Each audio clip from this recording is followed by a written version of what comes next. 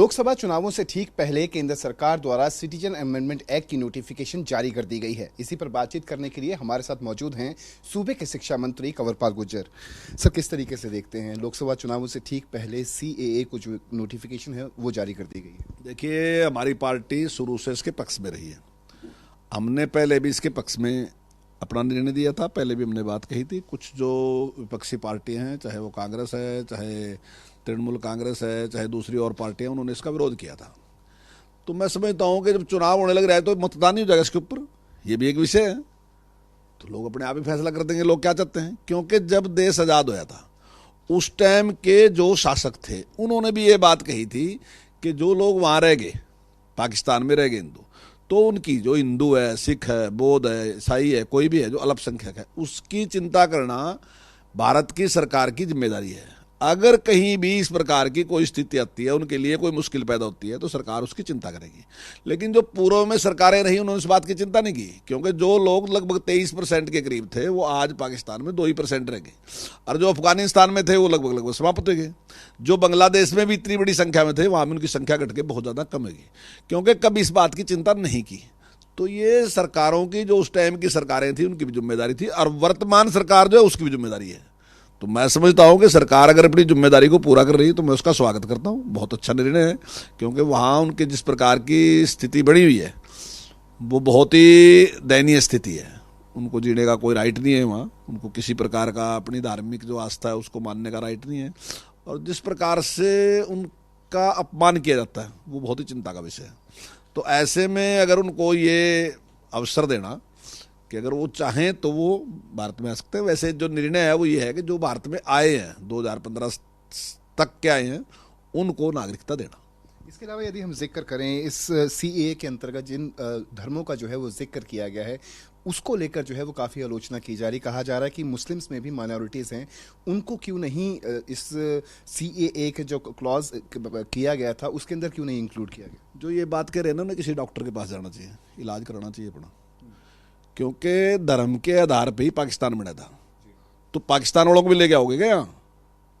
बांग्लादेश धर्म के आधार पे बना, पाकिस्तान धर्म के आधार पे, मजहब के आधार पे बना, मुसलमानों के लिए बना, तो फिर मुसलमानों को यहाँ लेके आने लग रहेगा, और वहाँ से भी। मतलब कौन सी लॉजिक है इस बात का? वो तो अल्पसंख्यक नहीं है, वो तो बहुसंख्यक ही है। लगभग 98%, 97% वो लोग हैं, तो उनके साथ कौन सा अत्याचार रहा?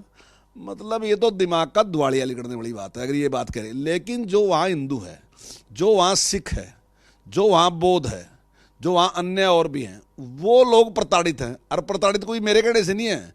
अगर मान लो 100 लोग थे, अगर उनकी संख्या घटकर 5 रहेगी तो इसका मतलब प्रताड़ित है ना, तो घटे। और वो सबके सामने, कोई ऐसा तो नहीं बीजेपी ने देखे हो, सारी दुनिया देख रही घटे। स्वयं पाकिस्तान के लोग मान रहे उनके साथ अत्याचार। पाकिस्तान के भी जो अच्छे लोग हैं वो भी स्वयं मान रहे कि उनके ऊपर अत्याचार कर रहे। तो फिर ऐसे में अगर सरकार उनको अवसर दे रही कि जो लोग भारत में आ गए उनको नागरिकता दे रही, अब बहुत लंबे टाइम से लोग रह रहे उनको नागरिकता नहीं दी, अब नागरिकता नहीं दी तो वो अपने बच्चों को ठीक से पढ़ाई भी नहीं सकते, वो नौकरी भी नहीं कर सकते, तो उनके लिए बड़ा मुश्किल है।